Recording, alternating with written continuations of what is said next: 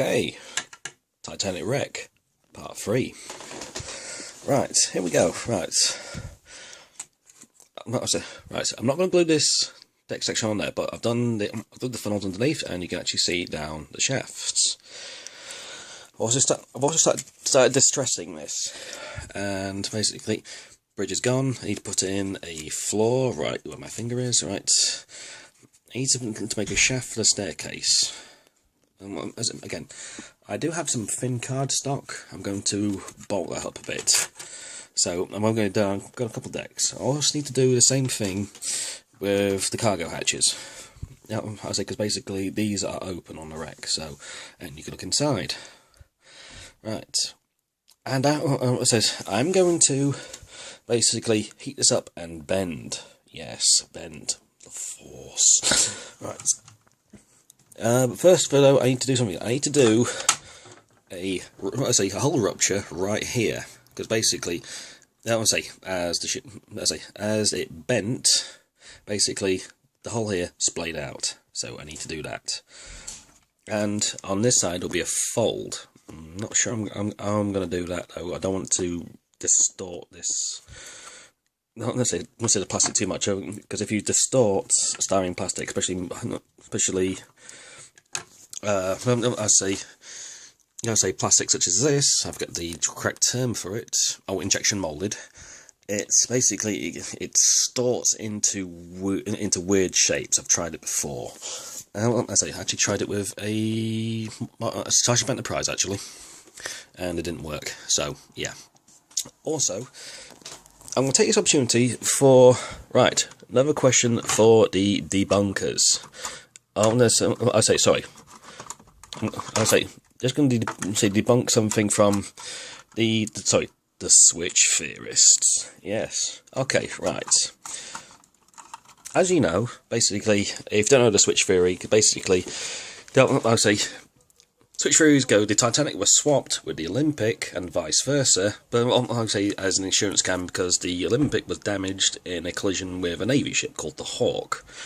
Now, where it actually collided, if I get this one out very carefully, not damage anything, don't damage anything, it hit roughly right here. Actually, look at some pictures, actually you can see basically damage just right about here. Yeah, it damaged right about there. And here's one for the switch theorist. Answer this question: if it was damaged there, and the Olympic's back was broken in that position, why on the wreck is this area still intact? Answer me that. It didn't break here, it broke here. Answer me that. I'm more to a point actually. Why would they basically repair a ship?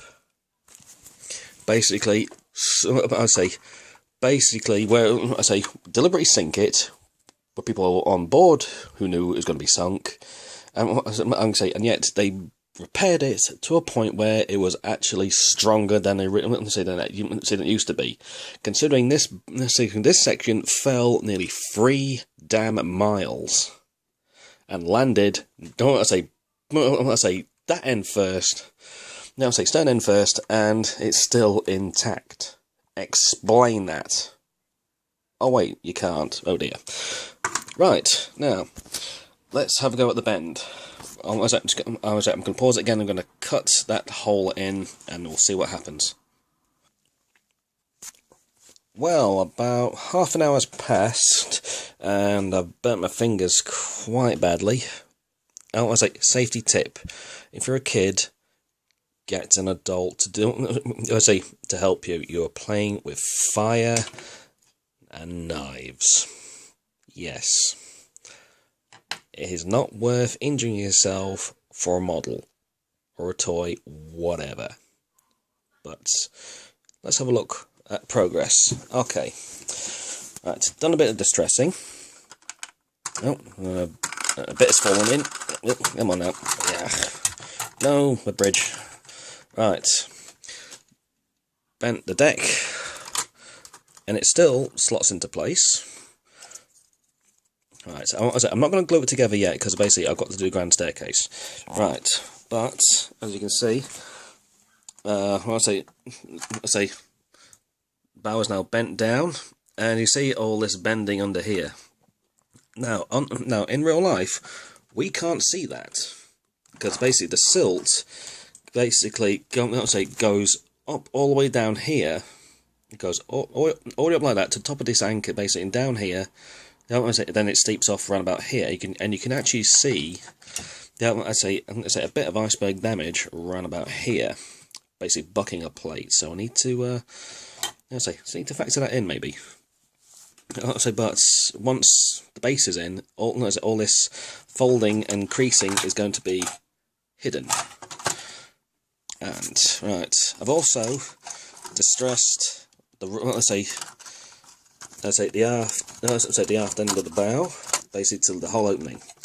Again, isn't going to look exactly like this just yet, because basically nothing's glued in yet. So yes, the glue, yes, something to get high from. Right, and if you'll agree, may do a bit of trimming, bit of distressing, but that is actually a pretty damn good representation. I know one side is folded over, like so, and the other side is basically just hanging off. Can't remember which side though. I think I might have got this wrong, maybe it's the, not necessarily the opposite sides, but that is generally it. And, oh, that's a point actually, I'm going to do this wreck model round about, let's say, the era where I remember it from, which is probably about early to mid-90s. If you look at it now, there's a significant difference. I'll say, for example, I'll say this, so the back end slope is getting worse. I'll say it's probably reaching to the grand staircase now. So basically, and even the outer, even the outer promenade, you tell me on the outer promenade, it's all sagging and failing away. It is collapsing. Just face it. I would say the officers' quarters, basically that is spreading out like so and flattening out onto the deck. I would say all this, basically, I would say quite a few people actually regarding the collapse and demise of the wreck. It's going to go this end first and go work that way. Because basically this end is the strong part of the ship, and it still is. Now, I'll say, even though there's loads of openings, such as the hatches, I'll say cargo area is built for strength. I'll say it always was and will be. I'm saying because this area will be the last for it to go. This is the weak area.